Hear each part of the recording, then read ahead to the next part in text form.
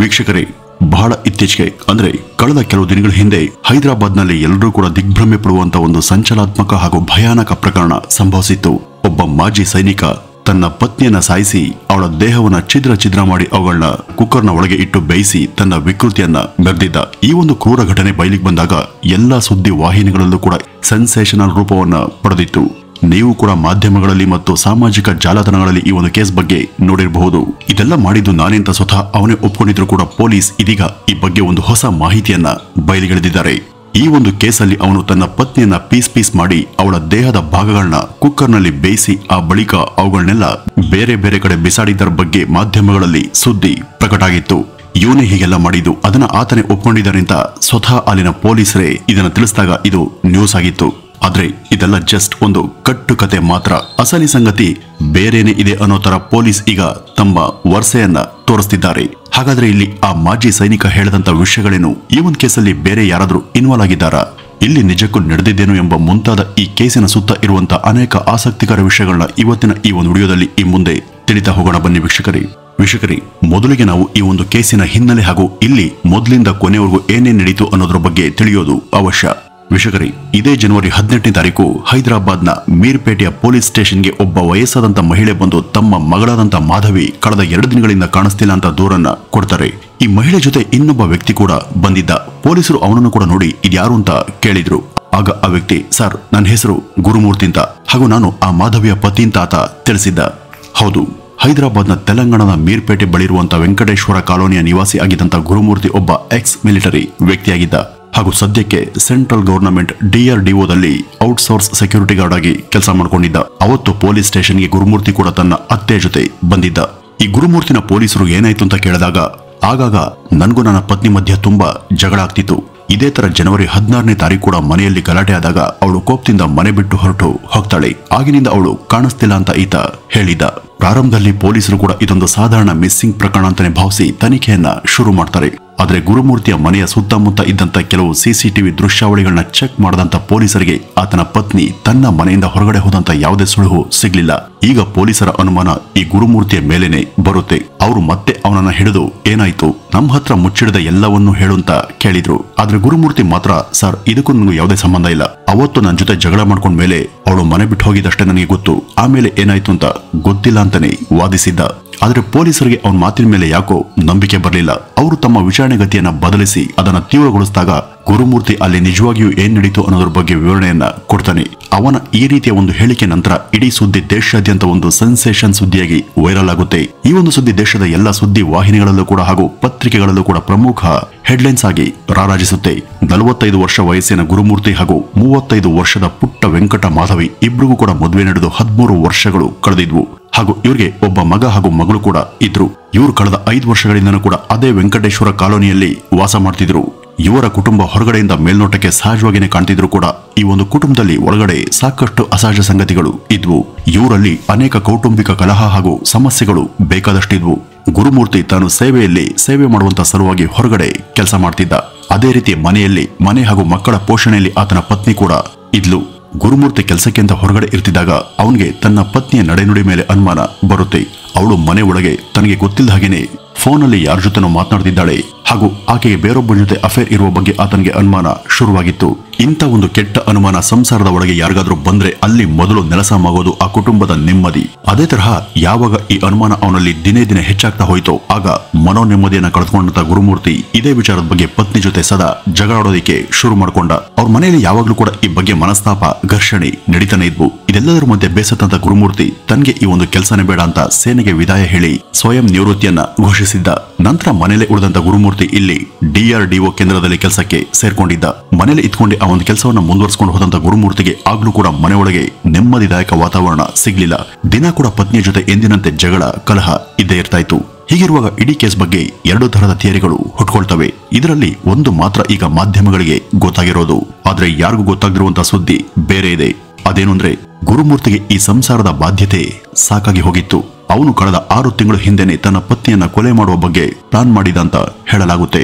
ಆದ್ರೆ ಅವಳನ್ನ ಯಾವ ರೀತಿ ಹೇಗೆ ಕೊಲ್ಲಬೇಕು ಅಂತ ಅವನು ಸಾಕಷ್ಟು ಯೂಟ್ಯೂಬ್ ವಿಡಿಯೋಗಳನ್ನ ಹಾಗೂ ಹಾಲಿವುಡ್ ಸಿನಿಮಾಗಳನ್ನ ವೀಕ್ಷಿಸಿ ಯಾವ ರೀತಿ ಅವುಗಳ ಮೂಲಕ ಅವಳನ್ನ ಚಿತ್ರ ವಿಚಿತ್ರವಾಗಿ ಕೊಲೆ ಮಾಡಬಹುದು ಅಂತ ಗಮನಿಸ್ತಿದ್ದ. ಈ ಒಂದು ಪ್ರಯತ್ನದಲ್ಲಿ ಅವನು ನೋಡಿದಂತ ಒಂದು ಹಾರರ್ ಸಿನಿಮಾದಲ್ಲಿ ಇದೇ ತರ ವ್ಯಕ್ತಿಯೊಬ್ಬ ಯಾರನ್ನು ಕೊಲೆ ಮಾಡುವಂತ ಮೊದಲು ಮನೆಯಲ್ಲಿ ಒಂದು ನಾಯಿಯನ್ನ ಸಾಯಿಸಿ ಅದನ್ನ ತುಂಡು ತುಂಡು ಮಾಡಿ ಯಾರಿಗೂ ಕೂಡ ಗೊತ್ತಾಗದ ಹಾಗೆ ಬಿಸಾಡಿ ಈ ಬಗ್ಗೆ ಟ್ರೈನಿಂಗ್ ಅನ್ನ ತಗೊಂಡಿದಂತ ಒಂದು ಸಿನಿಮಾವನ್ನ ಆತ ನೋಡಿದ್ದ. ಇದನ್ನೇ ಸ್ಫೂರ್ತಿಯಾಗಿ ತಗೊಂಡು ಗುರುಮೂರ್ತಿ ತಾನೂ ಕೂಡ ಒಂದು ನಾಯಿಯನ್ನ ಕೊಂದು ಅದನ್ನ ಛಿದ್ರ ಛಿದ್ರ ಮಾಡಿ ಕುಕ್ಕರ್ಗೆ ಹಾಕಿ ಸಾಕಷ್ಟು ಸಲ ಅದನ್ನ ಬೇಯಿಸಿದ್ದ. ಹಾಗೂ ಆ ನಾಯಿಯ ಮಾಂಸವನ್ನೆಲ್ಲ ಯಾರಿಗೂ ಕೂಡ ಗೊತ್ತಾಗದ ಹಾಗೆ ಡಿಸ್ಪೋಸ್ ಮಾಡಿದ ಕೂಡ. ಇದೆಲ್ಲವನ್ನು ಕೂಡ ತನ್ನ ಪತ್ನಿ ಹಾಗೂ ಮಕ್ಕಳು ಮಲಗಿದಂತ ಸಮಯದಲ್ಲಿ ಹೊರಗಡೆ ಹೋಗಿ ಅಲ್ಲಿದ್ದಂತ ಒಂದು ನಾಯಿಯನ್ನ ಹುಡುಕಿ ಅದನ್ನ ಸಾಯಿಸಿ ಈ ಗುರುಮೂರ್ತಿ ಈ ರೀತಿಯ ಕೆಲಸವನ್ನ ಮಾಡಿದ್ದ. ಯಾವಾಗ ಈ ಒಂದು ಕೆಲಸದಲ್ಲಿ ಅವನು ಯಶಸ್ವಿ ಆದ್ನೋ ಆಗ ಅವನಿಗೆ ತಾನು ಕೊಲೆ ಮಾಡುವ ಬಗ್ಗೆ ಒಂದು ಆತ್ಮವಿಶ್ವಾಸ ಬರುತ್ತೆ. ಅದಕ್ಕಾಗಿ ಅವನು ಒಂದು ಸರಿಯಾದ ದಿನಕ್ಕೆ ಕಾದು ಕೂತಿದ್ದ. ಅದೇ ತರಹ ಇದೇ ಜನವರಿ 16ನೇ ತಾರೀಕು ತನ್ನ ಇಬ್ರು ಮಕ್ಕಳನ್ನ ಅವರ ಅಜ್ಜಿಯ ಮನೆಗೆ ಕಳಿಸಿದ ಗುರುಮೂರ್ತಿ ಅವತ್ತು ಮನೆಯಲ್ಲಿ ಒಬ್ಬಳೇ ಉಳಿದಂತ ತನ್ನ ಪತ್ನಿಯ ಜೊತೆ ಮತ್ತೆ ಜಗಳವನ್ನ ಶುರು ಮಾಡಿದ್ದ. ಹಾಗೂ ಈ ಒಂದು ಜಗಳ ತಾರಕೆಗೆ ಏರಿದಾಗ ಕೋಪೋದ್ರಿಕ್ತನಾದಂತ ಗುರುಮೂರ್ತಿ ಅಲ್ಲಿಯ ಅಡುಗೆ ಮನೆಯಲ್ಲಿ ಇದ್ದಂತ ಒಂದು ಚೂಪದ ಚಾಕುವನ್ನು ತಗೊಂಡು ತನ್ನ ಪತ್ನಿಗೆ ಏಕಾಏಕಿ ತಿವಿದು ಹಲ್ಲೆ ಮಾಡ್ತಾನೆ. ಈ ಒಂದು ದಾಳಿ ನಂತರ ಚುಚ್ಚಿದ ರಭಸಕ್ಕೆ ಮಾಧವಿ ಮೂರ್ಛೆ ತಪ್ಪಿ ಕೆಳಕ್ಕೆ ಬೀಳ್ತಾಳೆ.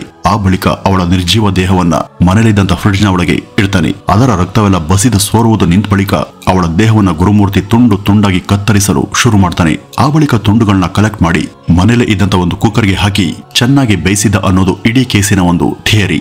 ಆದ್ರೆ ಈ ಒಂದು ಘಟನೆ ನಂತರ ಎಲ್ಲ ಮಾಧ್ಯಮಗಳಲ್ಲಿ ಪ್ರಕಟವಾದಂತ ಸುದ್ದಿ ಏನು ಅಂದ್ರೆ, ಅವತ್ತು ಸಂಕ್ರಾಂತಿ ಹಬ್ಬದ ಸಲುವಾಗಿ ತನ್ನ ಪತ್ನಿ ಮಕ್ಕಳ ಸಹಿತ ತನ್ನ ಅಮ್ಮನ ಮನೆಗೆ ಹೋಗ್ತೀನಿ ಅಂದಾಗ ಗುರುಮೂರ್ತಿ ಅದನ್ನ ತಡೆದಿದ್ದಾನೆ. ಆದ್ರೆ ಮಾಧವಿ ಅವನ ಮಾತನ್ನ ಕೇಳದೇ ಇದ್ದಾಗ ಅದರಿಂದ ಕೋಪಗೊಂಡಂತ ಗುರುಮೂರ್ತಿ ಅವಳನ್ನ ಸಾಯಿಸಿ ಈ ರೀತಿ ಮಾಡ್ದ ಅಂತಲೂ, ಹಾಗೂ ಈ ಒಂದು ಸಮಯದಲ್ಲಿ ಇವನ ಇಬ್ರು ಮಕ್ಕಳು ಇವನ ತಂಗಿ ಮನೆಯಲ್ಲಿ ಇದ್ರು ಅಂತಲೂ.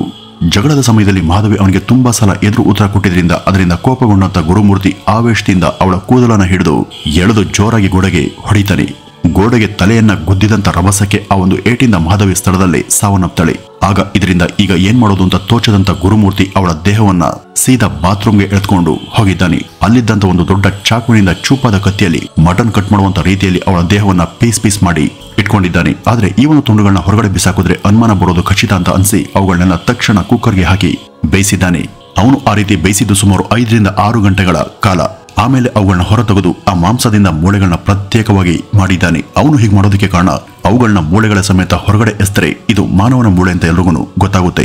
ಹೀಗಾಗಿ ಆ ಬೋನ್ಗಳನ್ನ ಮಾತ್ರ ಹೊರತೆಗೆದು ಮನೆಯಲ್ಲಿರುವಂತ ರುಬ್ಬುವ ಕಲ್ಲಿನ ಒಳಗೆ ಹಾಕಿ ಆ ಮೂಳೆಗಳನ್ನ ಚಟ್ನಿಯಂತೆ ನುಣ್ಣಗೆ ಪುಡಿ ಪುಡಿ ಮಾಡಿ ಇಟ್ಕೊಂಡಿದ್ದಾನೆ. ಹಾಗೂ ಮಾಂಸದ ನೀರಿನ ಒಳಗೆ ಆ ಪುಡಿಯನ್ನ ಬೆರೆಸಿ ಮುಂದಿನ 2 ದಿನಗಳ ಕಾಲ ಹೊರಗಡೆ ಕೆಲವು ಬೀದಿ ನಾಯಿಗಳಿಗೆ ಇವುಗಳನ್ನ ಆಹಾರದ ರೀತಿ ಕೊಟ್ಟಿದ್ದಾನೆ. ಆ ಬಳಿಕ ಉಳಿದದೆಲ್ಲವನ್ನು ಕೂಡ ಕಲೆಕ್ಟ್ ಮಾಡಿಕೊಂಡು ಹತ್ತಿರದ ಕೆರೆ ಬಳಿಗೆ ಹೋಗಿ ಅಲ್ಲಿ ಅದೆಲ್ಲ ಬಿಸಾಕ್ ಬಂದಿದ್ದಾನೆ. ಈ ಎಲ್ಲ ವಿಷಯ ಈಗ ಅವನಿಂದಲೇ ಪೊಲೀಸರಿಗೆ ವಿವರವಾಗಿ ಗೊತ್ತಾಗೋದಕ್ಕೆ ಸಾಧ್ಯ ಆಯಿತು. ಇದೆಲ್ಲವನ್ನು ಕೂಡ ಅವನೇ ಅವ್ರ ಹತ್ರ ಕನ್ಫೆಸ್ ಮಾಡ್ಕೊಂಡಿದ್ದಾನೆ. ಯಾಕೋ ಅವನು ಕೊಟ್ಟಂತ ವಿವರಣೆ ಪೂರ್ತಿ ನಂಬೋದಕ್ಕೆ ಪೊಲೀಸರಿಗೆ ಸಾಧ್ಯ ಆಗೋದಿಲ್ಲ. ಹಾಗೂ ಇಲ್ಲಿ ತನಿಖೆ ವೇಳೆ ಅವರಿಗೆ ಸೂಕ್ತ ಫೋರೆನ್ಸಿಕ್ ಸಾಕ್ಷಿ ಕೂಡ ಸಿಗೋದಿಲ್ಲ. ಅವರು ಈ ಬಗ್ಗೆ ಏನಾದರೂ ಸಮರ್ಪಕವಾದಂತಹ ವೈಜ್ಞಾನಿಕ ಹಾಗೂ ಟೆಕ್ನಿಕಲ್ ಎವಿಡೆನ್ಸ್ ಸಿಗುತ್ತಾ ಅಂತ ಅವನು ಸೂಚಿಸಿದಂತ ಕೆರೆ ಬಳಿ ಹೋಗಿ ಅಲ್ಲೆಲ್ಲ ಹುಡುಕಾಟವನ್ನು ನಡೆಸಿದ್ರು ಕೂಡ ಅವರು ನಿರೀಕ್ಷೆ ಮಾಡಿದ್ದು ಯಾವುದು ಕೂಡ ಅಲ್ಲಿ ಅವ್ರಿಗೆ ಸಿಗ್ಲಿಲ್ಲ. ಹಾಗೂ ಅವನ ಮನೆಯೊಳಗೆ ಸರ್ಚ್ ಮಾಡಿದಾಗಲೂ ಕೂಡ ಅವನು ಆ ಒಂದು ದೇಹವನ್ನ ಬಾತ್ರೂಮ್ನ ಒಳಗೆ ಎಳೆದು ಅಲ್ಲಿ ಪೀಸ್ ಪೀಸ್ ಮಾಡದಂತ ಯಾವುದೇ ಸುಳುಹಾಗ್ಲಿ ಅಥವಾ ಸಣ್ಣ ರಕ್ತದ ಕಲೆ ಆಗ್ಲಿ ಅಥವಾ ಮಾಂಸದ ತುಂಡಾಗ್ಲಿ ಯಾವುದು ಕೂಡ ಪೊಲೀಸರ ಗಮನಕ್ಕೆ ಬರೋದೇ ಇಲ್ಲ. ಒಟ್ಟಿನಲ್ಲಿ ಆ ಮನೆಯಲ್ಲಿ ಎಲ್ಲಿ ನೋಡಿದ್ರು ಕೂಡ ಮಾನವ ದೇಹದ ಯಾವುದೇ ಸಣ್ಣ ಸಾಕ್ಷಿ ಅಥವಾ ಉಳಿಕೆಯಾಗ್ಲಿ ಪತ್ತೆಯಾಗಲ್ಲ. ಇಲ್ಲಿ ಗುರುಮೂರ್ತಿ ಹೇಳಿದಂತ ವಿವರಣೆಗೆ ತಕ್ಕ ಮಟ್ಟದ ಎವಿಡೆನ್ಸ್ ಅನ್ನೋದು ಇರಲೇಬೇಕು. ಹಾಗಿದ್ದಾಗ ಮಾತ್ರ ಅವರು ಕೊಟ್ಟಂತ ಹೇಳಿಕೆಯಲ್ಲಿ ನಿರೂಪಿತವಾಗಿ ಅವನನ್ನ ಈ ಒಂದು ಅಪರಾಧದ ಅಡಿಯಲ್ಲಿ ಬಂಧಿಸೋದಕ್ಕೆ ಮತ್ತು ಶಿಕ್ಷೆ ಕೊಡೋದಕ್ಕೆ ಸಾಧ್ಯ. ಆದ್ರೆ ಯಾವುದೇ ಸಾಕ್ಷಿ ಇಲ್ಲದೆ ಕೇವಲ ಈ ಒಂದು ಥಿಯರಿ ಮಾತ್ರ ಇಟ್ಕೊಂಡು ಅವನನ್ನ ಕೋರ್ಟ್ಗೆ ಸಬ್ಮಿಟ್ ಮಾಡೋದಕ್ಕೆ ಆಗೋದಿಲ್ಲ. ಇಲ್ಲಿ ಪೊಲೀಸರು ತಮ್ಮ ಶ್ವಾನದಳ ಸಹಿತ ಕೂಡ ಅಲ್ಲಿಗೆ ಬಂದು ಕಂಪ್ಲೀಟ್ ಚೆಕ್ ಮಾಡ್ತಾರೆ. ಆದ್ರೂ ಕೂಡ ಆ ನಾಯಿಗಳಿಂದಲೂ ಯಾವುದೇ ಸುಳಿವು ಪೊಲೀಸರಿಗೆ ಸಿಗೋದಿಲ್ಲ. ಇಲ್ಲಿ ಮಾಧವಿ ಸತ್ತಿದ್ದಾಳೆ ಅಥವಾ ಕೊಲೆಯಾಗಿದ್ದಾಳೆ ಅಂತ ಹೇಳೋಕೆ ಗುರುಮೂರ್ತಿ ಕೊಟ್ಟಂತ ಸ್ಟೇಟ್ಮೆಂಟ್ ಬಿಟ್ರೆ ಬೇರೆ ಯಾವುದೇ ಸಾಕ್ಷಿ ಸಿಕ್ಕಿಲ್ಲ. ಹಾಗೂ ಇಲ್ಲಿ ಇವಳ ಕೊಲೆ ಪ್ಲಾನ್ ಪ್ರಕಾರ ಆಗಿದೆ ಅನ್ನೋದಕ್ಕೆ ಯಾವುದೇ ಸಾಕ್ಷಿ ಇಲ್ಲ. ಹೀಗಾಗಿ ಅವಳು ಕೊಲೆಯಾಗಿರೋದು ಅಧಿಕೃತವಾಗಿ ಕನ್ಫರ್ಮ್ ಆಗೋವರೆಗೂ ಇದನ್ನ ಕೇವಲ ಒಂದು ಮಿಸ್ಸಿಂಗ್ ಕೇಸ್ ಅಂತಲೇ ಪರಿಗಣಿಸಬೇಕಾಗುತ್ತೆ. ಇದ್ರ ಜೊತೆ ಈ ಗುರುಮೂರ್ತಿ ಕೊಟ್ಟಿರುವಂತಹ ಸ್ಟೇಟ್ಮೆಂಟ್ ಸುಳ್ಳ ಅಥವಾ ನಿಜನ ಎಂಬುದು ಕೂಡ ಇನ್ನೂ ಪಕ್ಕಾ ಆಗಿಲ್ಲ. ಇಲ್ಲಿ ಅವನು ಇದೆಲ್ಲವನ್ನು ಕೂಡ ತಾನೇ ಸೃಷ್ಟಿ ಮಾಡಿಕೊಂಡು ತಮಗೆ ಹೇಳಿ ನಂಬಿಸಲು ಸಾಧ್ಯ ಇದೆ. ಆದ್ರಿಂದ ಇದನ್ನ ಮರ್ಡರ್ ಕೇಸ್ ಅಂತ ಇನ್ನು ನಾವು ಒಪ್ಕೊಂಡಿಲ್ಲ. ಇದಿನ್ನೂ ಕೂಡ ತನಿಖಾ ಹಂತದಲ್ಲೇ ಇದೆ ಅಂತ ಡೆಪ್ಯೂಟಿ ಕಮಿಷನರ್ ಆದಂತ ಪ್ರವೀಣ್ ಹೇಳಿದ್ದಾರೆ. ಹಾಗೂ ಪೊಲೀಸರ ಹೇಳಿಕೆಯಂತೆ ಈ ಒಂದು ಕೇಸ್ಗೆ ಸಂಬಂಧಪಟ್ಟಂತೆ ಯಾರನ್ನೂ ಕೂಡ ಇನ್ನು ಅಧಿಕೃತವಾಗಿ ಬಂಧನ ಮಾಡಿಲ್ಲ. ತನ್ನ ಪತ್ನಿಯನ್ನ ತಾನೇ ಪೀಸ್ ಪೀಸ್ ಮಾಡಿ ಕೊಂದು ಹಾಕಿದ್ದಾನೆ ಅಂತ ಸ್ವತಃ ಗುರುಮೂರ್ತಿ ಹೇಳಿದ್ರು ಕೂಡ ಇದಕ್ಕೆ ಸೂಕ್ತ ಸಾಕ್ಷಿ ಸಿಗದ ಕಾರಣ ಅವನನ್ನ ಪೊಲೀಸರು ಇನ್ನೂ ಅರೆಸ್ಟ್ ಮಾಡಿಲ್ಲ. ಅವನು ಇನ್ನೂ ಕೂಡ ಪೊಲೀಸರ ಕಸ್ಟಡಿಯಲ್ಲಿ ಒಬ್ಬ ಸಸ್ಪೆಕ್ಟ್ ತರನೇ ಇದ್ದಾನೆ ಅಷ್ಟೇ. ಅವನು ಇಷ್ಟೆಲ್ಲವನ್ನು ಕೂಡ ಈ ಮನೆಯೊಳಗೆ ತಾನು 2 ದಿನಗಳಲ್ಲಿ ಮಾಡದೆ ಅಂತ ಕೊಟ್ಟಂತ ಹೇಳಿಕೆ ಈಗ ಈ ಘಟನೆ ಬಗ್ಗೆ ಒಂದು ಅನುಮಾನವನ್ನ ಹುಟ್ಟಿಸಿದೆ. ಯಾಕೆಂದ್ರೆ ಅದು ಅವರ ಸ್ವಂತ ಮನೆ ಅಲ್ಲ, ಮೇಲಾಗಿ ಅದು ಸಣ್ಣ ಓಣಿಯಲ್ಲಿರುವಂತಹ ಒಂದು ಸರ್ವೇ ಸಾಧಾರಣ ಮನೆ. ಇಂಥ ಮನೆಯೊಳಗೆ ಅವನು ಇಷ್ಟೆಲ್ಲ ಕೆಲಸಗಳನ್ನ ಒಬ್ಬನೇ ಯಾರಿಗೂ ಕೂಡ ಗೊತ್ತಾಗದ ಹಾಗೆ ಮಾಡೋದಕ್ಕೆ ಸಾಧ್ಯನೇ ಇಲ್ಲ ಅನ್ನೋದು ಈಗ ಪೊಲೀಸರಿಗೆ ಉಳಿದಿರುವಂತಹ ಅನುಮಾನ. ಮೇಲಾಗಿ ಆ ಮನೆಯ ಬಾತ್ರೂಮ್ ತುಂಬಾ ಚಿಕ್ಕದು. ಇಷ್ಟು ಇಕ್ಕಟ್ಟಿನ ಜಾಗದಲ್ಲಿ ಒಬ್ಬ ವ್ಯಕ್ತಿಯ ದೇಹವನ್ನ ಎಳೆದು ಕತ್ತಿಯಿಂದ ಪೀಸ್ ಮಾಡೋದಕ್ಕೆ ಹೇಗೆ ಸಾಧ್ಯ? ಹೀಗಾಗಿ ಪೊಲೀಸರು ಈ ಬಗ್ಗೆ ಇನ್ನೂ ಹೆಚ್ಚಿನ ಮಾಹಿತಿಯನ್ನ ಕಲೆ ಹಾಕುವಂತ ಸಲುವಾಗಿ ಹತ್ತಿರದ ಎಲ್ಲಾ ಸಿಸಿಟಿವಿ ದೃಶ್ಯಾವಳಿಗಳನ್ನು ಕೂಡ ಅಮೂಲಾಗ್ರವಾಗಿ ಪರಿಶೀಲನೆಗೆ ಹಚ್ಚಿದ್ದಾರೆ. ಹಾಗೂ ಗುರುಮೂರ್ತಿ ಮತ್ತು ಅವನ ಪತ್ನಿಯ ಕಾಲ್ ರೆಕಾರ್ಡ್ಗಳನ್ನು ಕೂಡ ಸೂಕ್ಷ್ಮವಾಗಿ ಆಲಿಸಿ ಅದರಲ್ಲಿ ಏನಾದರೂ ಸುಳಿವು ಸಿಗುತ್ತಾ ಅಂತ ಪೊಲೀಸರು ಸರ್ಚ್ ಮಾಡ್ತಿದ್ದಾರೆ. ಈ ಒಂದು ಘಟನೆ ಮನೆಯಲ್ಲೇ ಆದ್ಮೇಲೆ ಅಲ್ಲಿ ಇದುವರೆಗೂ ಯಾಕೆ ಯಾವುದೇ ಮಾಹಿತಿ ಅಥವಾ ಸಾಕ್ಷಿ ಸಿಕ್ಕಿಲ್ಲ? ಈ ಒಂದು ಘಟನೆಯಲ್ಲಿ ಬೇರೆ ಯಾರಾದ್ರೂ ಕೈವಾಡ ಇದೆಯಾ? ಇಷ್ಟೆಲ್ಲ ಗೊಂದಲಗಳು ಈ ಒಂದು ಕೇಸಿನ ಸುತ್ತ ಸೃಷ್ಟಿಯಾಗಿವೆ. ವೀಕ್ಷಕರೇ, ಇದಿಷ್ಟು ಇದುವರೆಗೂ ಈ ಒಂದು ಪ್ರಕರಣದ ಬಗ್ಗೆ ಇರುವಂತ ಅಪ್ಡೇಟ್ಗಳು. ಇನ್ನು ಈ ಒಂದು ಘಟನೆ ಬಗ್ಗೆ ನಿಮ್ಮ ಅನಿಸಿಕೆ ಏನು ಅಂತ ಕಮೆಂಟ್ ನ ಮೂಲಕ ತಿಳಿಸಿ ಅಂತ ಹೇಳ್ತಾ ಈ ಒಂದು ವಿಡಿಯೋವನ್ನ ಇಲ್ಲಿಗೆ ಮುಗಿಸೋಣ. ನಮಸ್ಕಾರ.